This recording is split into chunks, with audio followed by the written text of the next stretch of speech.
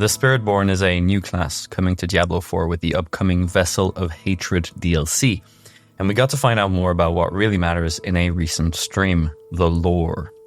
I wish I recorded my reaction when I watched that stream live, because the good folks at Blizzard didn't content themselves with adding a new class that would fit in the current landscape of the Diablo story. They went and created a completely new realm of existence, similar to the burning hells in the high heavens, complete with spirits, powers, and gods.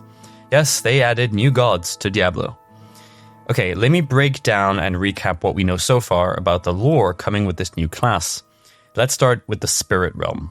The Spirit Realm exists as a unique dimension, created as a byproduct of Sanctuary's formation by Inarius and Lilith thousands of years ago.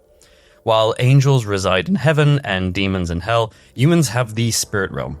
This realm is a place of, you guessed it, spirits, where they dwell in a state separate from both the celestial and the infernal planes. This realm holds great significance to Sanctuary, as it is accessible to humans who know of its existence and are attuned to it, allowing them to cross over into this mystical plane. This revelation is significant, opening new possibilities and insights into the nature of life and death for humanity and the Nephilim. That's you, by the way. If anything, it seems this is a new place for the dead to end up in. I wonder how the necromancers feel about it. In the Spirit Realm, massive creatures known as Spirit Guardians protect the spirits from the corruption of the burning hells, but also the high heavens.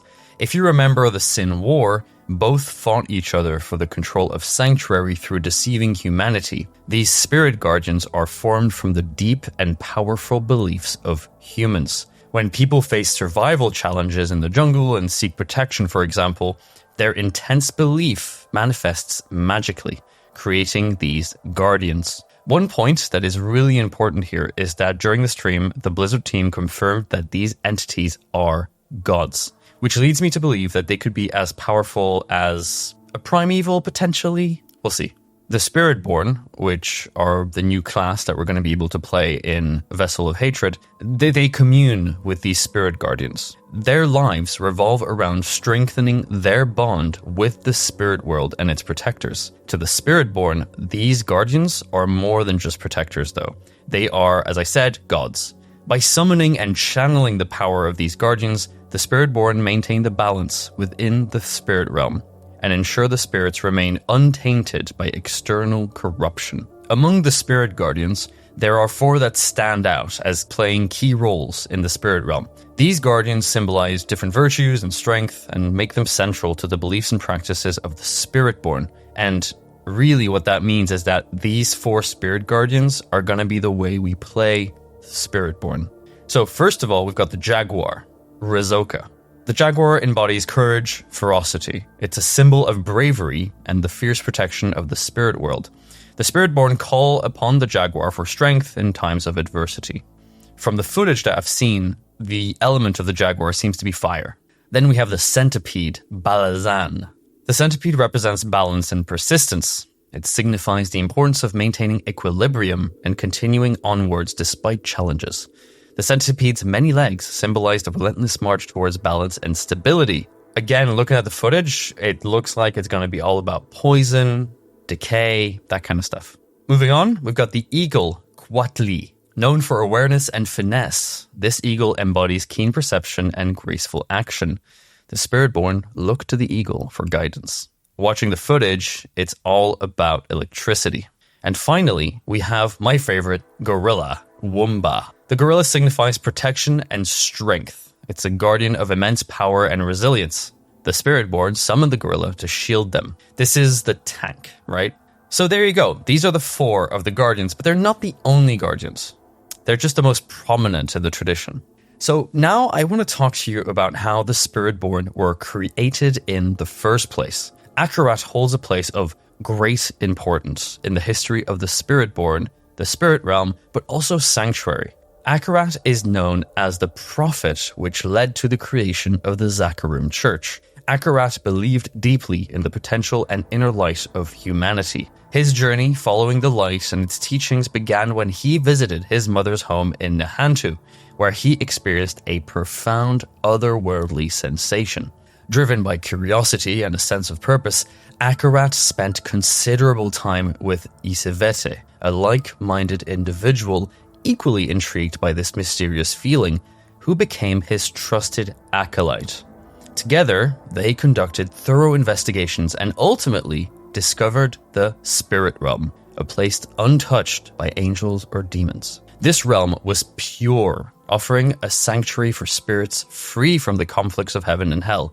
So Akarat and Isevete dedicated themselves to studying the Spirit Realm, seeking to understand its nature and significance.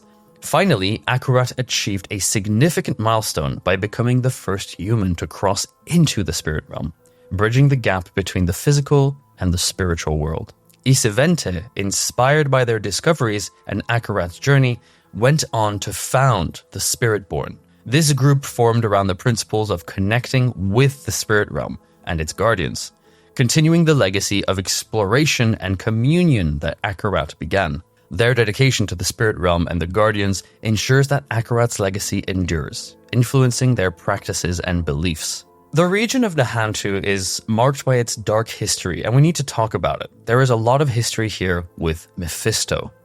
In Diablo 2, Mephisto's original soulstone was imprisoned in Nehantu by the Horadrim. This imprisonment had dire consequences as Mephisto's presence began to corrupt the Zakarum Church. The corruption spread, leaving a lasting scar on the land and its people. The Spiritborne, aware of this tainted history, have always been cautious of Mephisto. They remember the corruption that once seeped into their world and have taken great care to avoid a repeat of such events.